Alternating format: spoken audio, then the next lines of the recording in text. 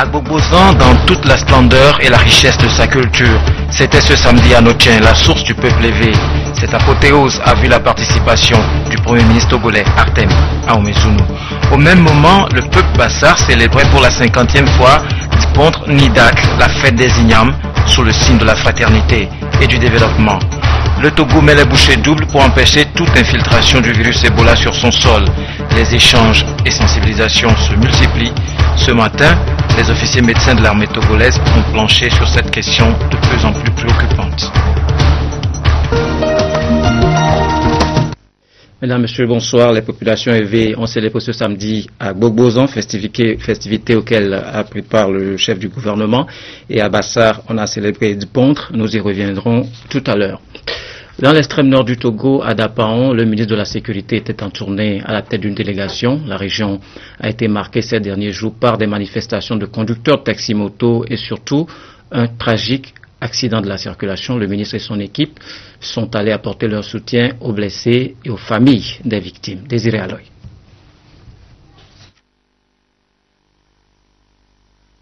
Suite aux événements survenus ces derniers jours à Dapaon, à savoir la manifestation des conducteurs de mototaxi, l'accident de circulation à Pana et à Galangashi dans l'Oti, une délégation ministérielle conduite par le ministre Yak Damhan a fait le déplacement de Dapaon. Dans la grande salle de la préfecture de Tone, longue discussion entre elle et les conducteurs de mototaxi. Un entretien pour les sensibiliser de plus sur la non-violence, le port obligatoire du casque, l'utilité de la plaque d'immatriculation et les dangers des surcharges. Tour à tour, les ministres Yak Damhan de la sécurité, Nissa Union Femme des transports et Bissoun Nabagou de l'équipement rural ont demandé aux conducteurs de privilégier le dialogue chaque fois qu'un problème se pose. Lorsqu'on prend une mesure, il faut veiller à ce qu'elle soit appliquée. Et c'est dans cette application que les motos non immatriculées ont été saisies. Et ce n'est pas une opération qui est seulement faite à Dapaon, c'est sur toute l'étendue du territoire. Donc nous n'avons pas compris pourquoi à Dapaon les éminents se sont organisés pour poser des barricades sur la route. Donc nous avons profité de cette mission pour leur parler. Et ils ont reconnu leur comportement qui n'était pas normal et désobligeant en nous demandant de transmettre au chef de l'État toutes leurs excuses. Et nous allons nous charger de cette mission et dans les jours à venir, peut-être des solutions vont être proposées pour les motos non immatriculées. Mais en attendant, nous demandons aux uns aux autres d'immatriculer leurs motos. Et s'ils ne le font pas, les agents seront en droit de les saisir. Les conducteurs de mototaxi disposés promettent bannir ce genre de comportement afin de maintenir la sécurité, la sérénité et la paix dans la population. Et un truc malheureux qui ne va jamais plus se répéter encore dans la ville de Dapaon parce que ça ne reflète pas une bonne image de Dapaon. Nous promettons que plus jamais des casses encore à Dapaon. Le non-respect des lois et règlements établis par le gouvernement en matière de la sécurité routière engendre des accidents comme celui de Pana qui a fait 15 morts et 52 blessés dans la nuit du 31 août 2014. À ce sujet, les ministres se sont entretenus avec les parents des victimes pour leur présenter au nom du chef de l'État leurs condoléances et leur compassion. Puis, la délégation s'est rendue à l'hôpital régional de Dapaon pour visiter les blessés et leur souhaiter une prompte guérison au nom du président de la République. Le chef de l'État nous a dépêché, constaté. C'est vrai, nous avons rencontré les familles éplorées à qui nous avons adressé les condoléances du gouvernement et du chef de l'État. Ils sont venus voir les blessés, on a vu l'état des blessures. Ça va nous donner, avoir une idée de ce qu'il faut pour les soigner. Donc dans les jours à venir, le gouvernement va réagir promptement pour que ses concitoyens, ses compatriotes puissent vite recouvrer leur santé. Et demander aux uns et aux autres de faire toujours beaucoup attention à la route.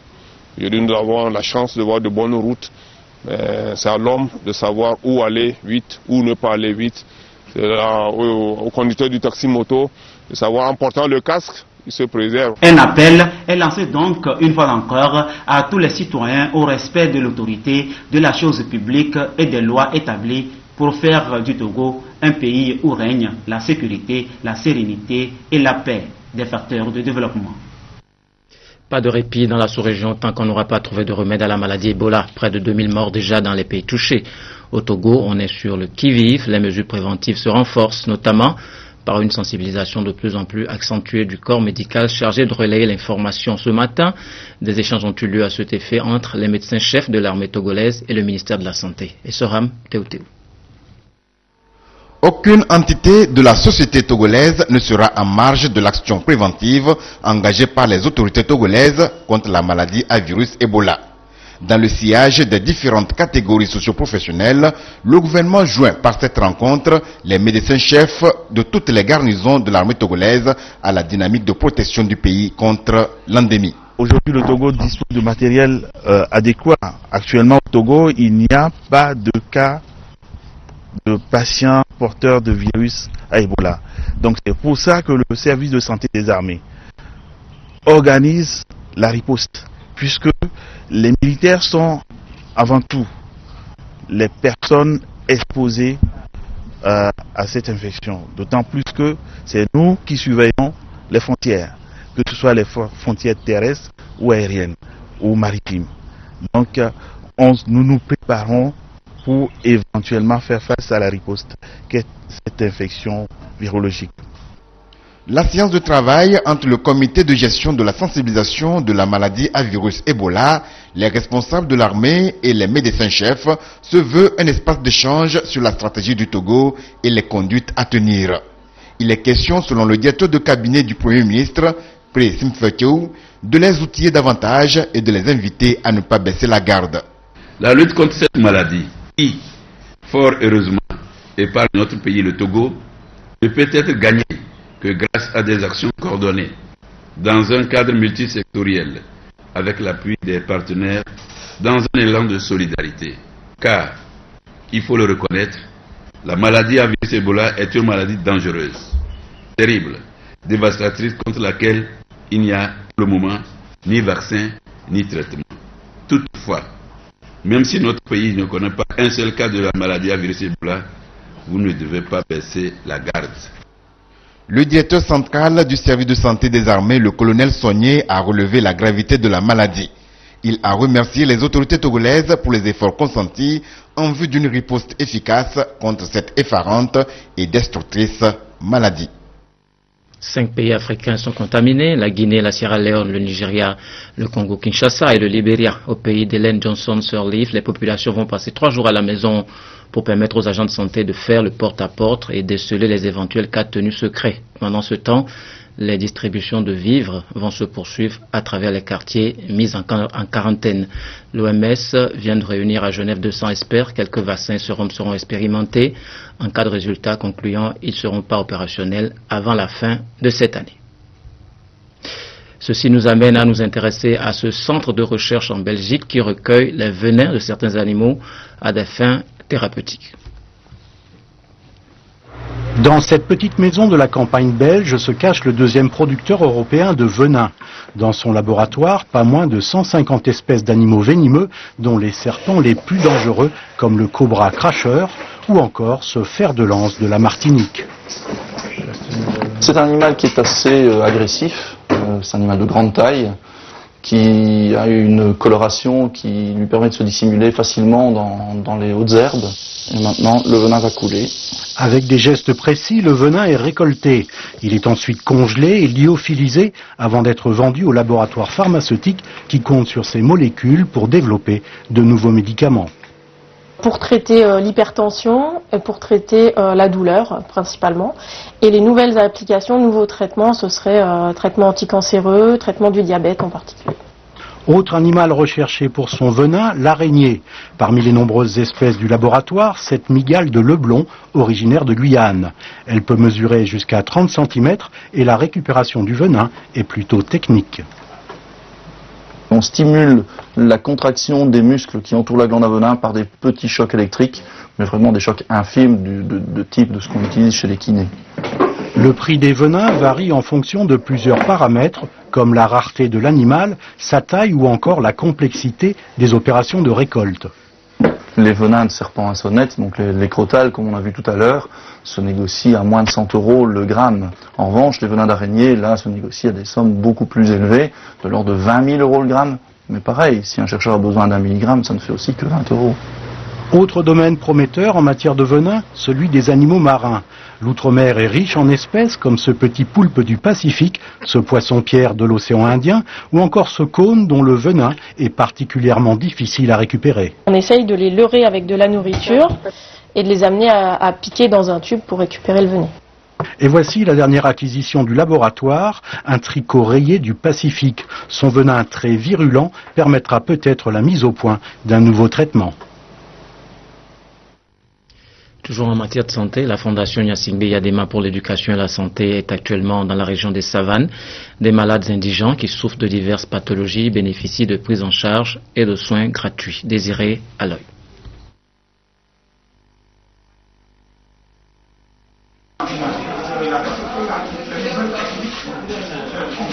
L'histoire retiendra que Madja Wadjam est le tout premier patient à suivre la toute première intervention chirurgicale dans le tout nouveau bloc opératoire de l'hôpital de Mandouri, entièrement financé par le chef de l'État. La Fondation Gnassingbé Yadema pour l'éducation et la santé FOGES, qui a fait l'intervention, est présente dans la région des Savanes pour des opérations chirurgicales foraines qui vont durer 6 jours. Bon, je souffrais vraiment de l'hernie. Je l'ai vraiment, il a à peu près 15 ans. Vraiment, je n'arrivais même pas à me baisser. Aujourd'hui, là, s'il faut dire la réalité, c'est une journée vraiment de joie pour moi. Et je me sens vraiment à l'aise, bien que je vienne de sortir du bloc. Je ne sais pas comment remercier vraiment au chef de l'État. Dans les couloirs, tous les patients, après des constantes et autres analyses préliminaires, sont confiants et espèrent leur tour. Donc nos camarades sont déjà opérés. Nous attendons notre tour pour qu'on nous opère et qu'on soit libre. Goitre, hernie, nodules thyroïdiens, tumeurs maxillofaciales, gynécologiques et autres sont des pathologies prises en compte. Que ce soit à Mandouri, à Dapan ou à Mango, le docteur Agoda et son équipe répartis travaillent simultanément dans les 3 districts sanitaires de la région pour apporter leur assistance aux populations. Une action encore pour appuyer les efforts multiformes du gouvernement togolais. Dans la faisabilité, la mission a été répartie en 3 sites opératoires pour servir toute la région de la Savane. Il s'agit du site opératoire de Mango, au bloc opératoire de Mango, du site opératoire de Dapan, logé au CHR de Dapan, au bloc opératoire, et le site de Mandouri. Dans le cadre de cette mission, nous envisageons d'opérer dans toute la région de la Savane au moins 1500 malades. Des actions humanitaires qui suscitent l'admiration et la satisfaction des populations. Apporter la santé à une population, c'est apporter tout. Parce qu'on sait qu'on ne peut pas atteindre un développement dans un pays avec une population malade. Et vraiment, au nom des populations de Peñal, un grand merci, une grande reconnaissance au chef de l'État et à l'ensemble de son gouvernement. La Fondation Gnassingbé Yadema pour l'éducation et la santé est à sa 4e assistance humanitaire dans la région des Savanes. FOGES intervient aussi dans le domaine de l'éducation en dotant les établissements scolaires de bâtiments et de matériel didactique. La tradition à l'honneur à Notien, les évêques du Togo et de la diaspora célèbrent Agbogbozan 2014 en souvenir de l'exode de leurs ancêtres vers divers horizons au XIIe siècle. La célébration de cette année est placée sous le signe de la promotion de la culture évée au profit de la solidarité entre les peuples. Le Premier ministre togolais a rehaussé de sa présence les festivités. Edem Sousoupo.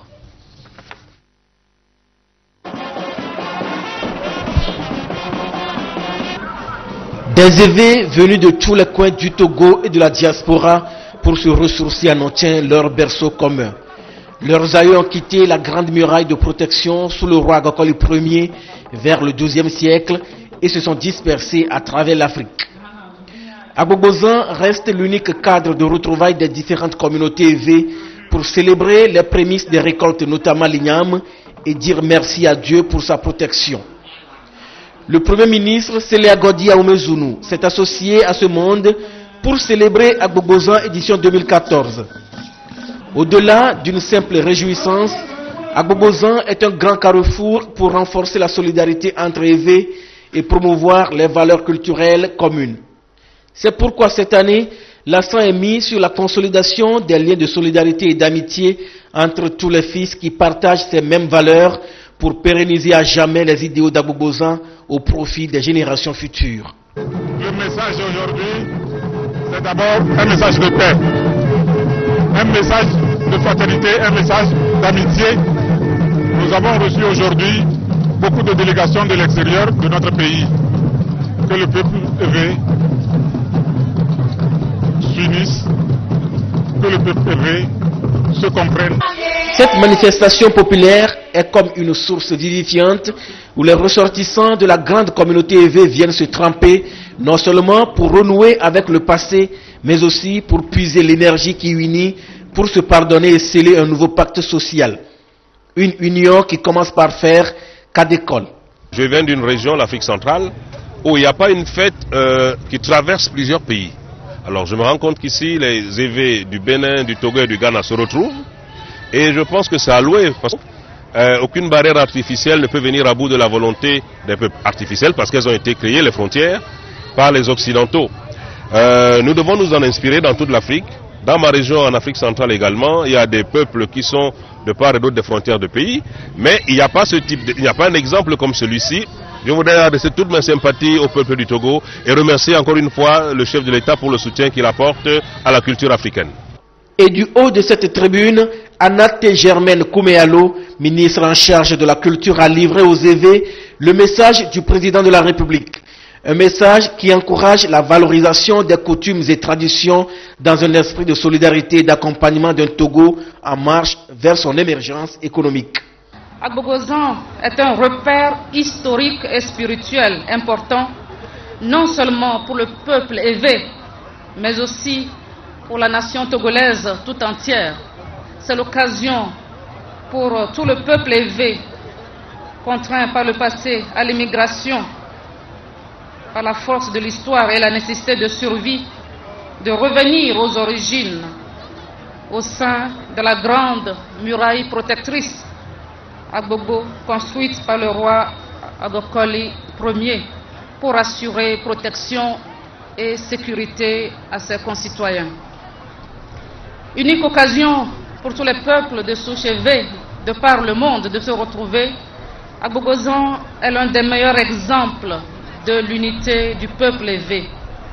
Il regroupe donc chaque année toutes les filles et fils issus de Glimé ou Agbogomé, la grande muraille de Noche, en leur donnant l'occasion de se retrouver dans un esprit de paix, de solidarité et de fraternité, afin de valoriser leur patrimoine culturel, tout en réfléchissant aux questions de développement. Je voudrais à ce propos saluer l'initiative qui a présidé à la création d'un cadre formel de concertation qu'est l'Union Eveto, un symbole de solidarité chez le peuple éveillé dans toute sa diversité. Oui, la solidarité et l'amitié sont des valeurs cardinales que nos traditions culturelles et spirituelles togolaises ont toujours promues. Ce sont des repères fondamentaux pour la cohésion sociale, pour un vivre ensemble harmonieux et qui doivent constituer aujourd'hui des moteurs pour des actions intelligentes, inclusives et efficaces de construction nationale. Ainsi, loin de favoriser un repli identitaire, nos cultures restent ouvertes sur le monde et privilégient la rencontre de l'autre. Il est donc très important que tous les Togolais entendent ce message et se l'approprient en le traduisant au quotidien dans le comportement et dans les paroles. Cette célébration s'inscrit dans la droite ligne de la politique du gouvernement togolais qui met tout en œuvre pour la valorisation de nos cultures, appelées non seulement à servir de levier au développement humain et durable de notre pays, mais qui, bien plus, doivent offrir de modèles fondateurs de la vision du Togo en marche et de la place qu'est la sienne dans le concert des nations. En cette occasion de gaieté et d'allégresse, les évêques du Bénin et du Ghana ont une fois encore réaffirmé leur lien de solidarité et de bon voisinage à leurs frères et sœurs restés à Nontien. Ils estiment que leur déplacement sur Nontien constitue leur attachement filial à leur histoire commune et une expression vivante des valeurs de déférence à leur roi Agokoli IV. Même ferveur à Bassar pour l'apothéose de la fête des Ignames du Pontre Nidak, libation, danse folklorique et cérémonie officielle ont meublé ces festivités qui sont à leur 50e célébration, un jubilé d'or marqué du sceau de la solidarité entre les fils de Bassar restés à la source et ceux qui sont éparpillés aux quatre coins du monde. Nous y reviendrons dans nos éditions de demain. Opération musclée dans le canton de Baguida, dans la périphérie est de Lomé. Les bulldozers ont détruit les habitations qui obstruaient de façon anarchique la route, causant ainsi souvent des inondations. Gérard Lagoudou, Ramdan Bassina. Après la sensibilisation et un délai de 3 mois pour libérer les voies publiques, beaucoup d'occupants illégaux de la route reliant les rails Lomé à Neho au village de Tamani, dans le canton de Baguida, ont dû quitter les lieux. Partout, le bulldozer est passé, église, habitation, établissement scolaire privé construit sur la voie publique, presque rien ne reste. Une opération organisée par la délégation spéciale de la préfecture du Golfe en vue de dégager ces voies et faciliter la libre circulation des personnes. Baguida a beaucoup de problèmes d'occupation de voies et c'est ce qui fait que tout le temps, le canton est inondé. Donc nous avons décidé au niveau de l'État, au niveau de la préfecture, d'ouvrir ces voies qui sont occupées illégalement. Mais je rappelle que nous avions déjà rencontré les riverains, les occupants de ces lieux-là. Et ils ont été avertis depuis longtemps, ça fait 3 mois qu'ils ont été avertis, afin que le canton puisse avoir un développement réel. Les autorités locales du canton de Baguida ont compris le bien fondé de cette opération de dégagement des voies et adhèrent à cette politique de développement qui passe par les infrastructures routières. Même hier même, j'étais allé à la préfecture en revenant pour assurer que ça doit tenir aujourd'hui. Oui, même ils savent qu'ils sont sur une voie. Pour un développement dans un village, il faut des voies. Cette voie de 30 mètres de largeur, une fois terminée, va résoudre les problèmes d'inondation et d'assainissement auxquels les populations du canton de Baguida sont confrontées. La déception hier des Togolais, les éperviers ont été défaits par le Sili national de Guinée, 1-2, match joué à Casablanca pour le compte des éliminatoires de la CAN 2015. Le résumé de la rencontre, Lamine Konaté. Les éperviers du Togo ont manqué leur entrée en lice face au Sili national de la Guinée-Conakry, vainqueur sur le score de 2-1. D'entrée, les Guinéens ont mis la pression, une pression qui va finir par payer à la 9e minute où Souma Seydouba ouvre le score sur penalty. Un but guinéen qui n'a guère démoralisé Cheyi Adebayor et ses camarades. Les Togolais vont se ruer en attaque, mais à chaque fois ils trouvent sur leur route Nabi Atara, le goal guinéen d'Al Avignon, en état de grâce. À force de pousser, les éperviers ouvrent des boulevards derrière et le Sili en profite pour inscrire le second but, juste avant la pause par Sila Idrissa. En seconde période, le Togo va mettre le pied sur la balle et c'est en toute logique que Jonathan a été réduit le score à la 57e minute. Malgré l'expulsion du Guinéen Isiaka Sila à la 60e minute, le Togo ne va jamais revenir au score et s'incline 2-1. Une défaite vite à oublier et se pencher d'ores et déjà sur la rencontre face au Ghana mercredi prochain au stade de Kégué à Lomé. Voilà, tout n'est pas pour autant perdu. Les éperviers accueillent les Black Stars mercredi prochain. Voici quelques propos de joueurs et encadreurs recueillis à la fin du match. On a cru, vu notre prestation, et les entraînements, on a fait de bons entraînements. Et bon, le match, on savait que le match c'est sur le terrain et c'est pas en dehors du terrain. On n'a pas été épargné par tous les pépins ces derniers temps. Déjà, on doit évoluer sur terrain neutre. On a eu beaucoup de blessés avec des joueurs importants. Mais malgré tout, ce soir, on empoche les 3 points et c'est une grande satisfaction. Pour nous les attaquants, on a passé une très mauvaise période en deuxième mi-temps et pour la défense, ça a été plutôt en premier mi-temps. Donc maintenant, je pense qu'on va essayer de voir ce qui n'allait pas et essayer de corriger le plus tôt possible pour qu'on puisse avancer. Sinon là, je peux vous garantir qu'on va droit dans le mur. Si ça continue comme ça, ça va être très difficile. Qu'un début, on vient certes de perdre la bataille, mais nous devons tous savoir quand même que nous avons beaucoup de jeux devant nous. Moi je suis quand même certain avec le jeu que nous pourrons développer cet après-midi. Je suis rassuré que nous serons qualifiés. Et c'est ça surtout qu'il faut vraiment qu'on vise. On a encore 5 matchs à jouer et par rapport au réglage du coach, dès demain lorsque nous serons à Lomé, je crois que avec le Ghana mercredi, nous allons gagner. Mais l'État va mettre toujours les moyens pour motiver les jeunes pour que le Togo soit qualifié à la CAN 2015. Sous l'égide de l'Institut de conseil d'appui technique ICAT, les organisations paysannes vont bientôt mettre sur pied un forum national de conseil agricole. C'est une plateforme qui servira d'espace d'échange, de concertation pour améliorer l'efficacité et la durabilité des services de conseil agricole et rural au Togo. Arnold Kiliou. Dans un élan de solidarité, les fêtières des organisations paysannes et l'Institut de conseil et d'appui technique ICAT sont parvenus à la mise en place d'un forum national de conseil agricole au Togo. Une plateforme où toutes les initiatives vont se fédérer pour un conseil agricole et rural adapté aux besoins des producteurs et de leurs organisations paysannes.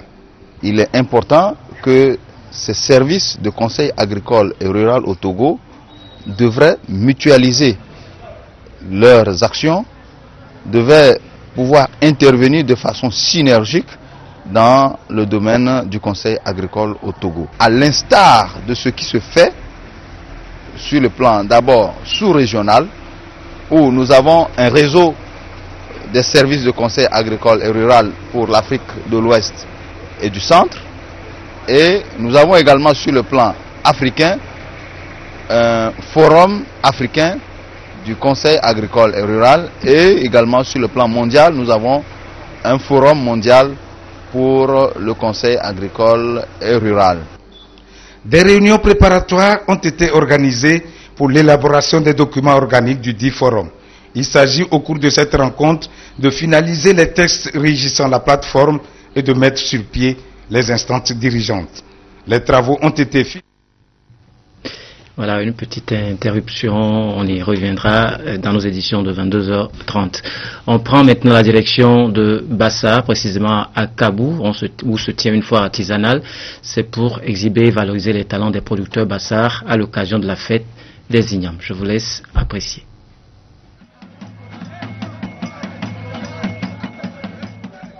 Kabou est reconnu comme un grand pôle de production agricole. Autrefois, une foire était animée autour des produits issus des champs de Kabou et des artisans. Ce rendez-vous n'a plus été organisé depuis longtemps. Aujourd'hui, cette localité de la préfecture de Bassar a renoué avec l'initiative grâce à un fils du milieu. Le président de la République, Fort Essozemna Nyassimbe, dans son plan d'action de développement de ce pays, a fait de l'agriculture une des priorités. Et nous souscrivons entièrement à cette démarche. C'est vrai, nous ne sommes pas directement au champ, mais nous devons, d'une façon ou d'une autre, contribuer à ça. Donc c'est notre modeste contribution. La renaissance de la foire agricole et artisanale de Kabou constitue un nouveau point de départ pour revaloriser la culture Bassar dans son ensemble et encourager les filles et fils qui font la fierté de Kabou. Le peuple Bassar dans son ensemble connaissait la foire et le peuple Bassar pratiquait, ce qui donnait un certain intérêt pour l'agriculture parce que des gens allaient et revenaient. Paysans qui sont avec soit des postes radio, soit des roues ou des coupes-coupes. Il y avait donc un engouement pour l'agriculture. Et il y avait une certaine concurrence parce que chacun se disait dans le quartier, l'année prochaine, je dois être primé en production d'igname ou en production de sorgho. Mais depuis un certain temps, personne ne sait d'où ça vient. Et cet engouement, nous l'avons perdu. Et c'est ça qui a incité les natifs de ce milieu qui se sont dit, ce n'est pas tard de rattraper ce que nous sommes en train de perdre. On On note à cette foire la présence des services spécialisés dans l'agriculture tels que l'Institut de conseil et d'appui technique ICAT et l'Institut togolais de recherche agronomique ITRA. Nous sommes venus et présenter les nouvelles technologies qui existent à l'ITRA, les nouvelles technologies qui permettent d'augmenter la production et le revenu des producteurs. Donc nous sommes venus avec des technologies telles que les semences d'igname, les nouvelles variétés d'igname qui existent à notre niveau, comment conserver les ignames. Nous sommes venus aussi avec les produits de transformation des ignames, tels que la farine qui permet de faire le foufou, la farine qui fait amala, la pâte d'igname. Une foire pour reconnaître aux paysans leur mérite n'est que justice faite. C'est en ce sens que le préfet de Bassar, Pierre Siko Agba, a remercié les initiateurs et promoteurs de cette foire qu'il souhaite pérenne. Des plants de cassia ont été mis en terre au centre médico-social de Kabou en signe de souvenir de la reprise de la foire. Ces activités sont menées pour marquer la fête des ignames célébrée par le peuple Bassar. Voilà, merci de nous avoir suivis. C'est la fin de cette édition. À Bobozan, dans toute la splendeur et la richesse de sa culture, c'était ce samedi à Notchen, la source du peuple éveillé. Cette apothéose a vu la participation du Premier ministre togolais Artem Ahomezounou. Au même moment, le peuple Bassar célébrait pour la 50e fois Dipontre Nidak, la fête des ignames, sous le signe de la fraternité et du développement. Le Togo met les bouchées doubles pour empêcher toute infiltration du virus Ebola sur son sol. Les échanges et sensibilisations se multiplient. Ce matin, les officiers médecins de l'armée togolaise ont planché sur cette question de plus en plus préoccupante.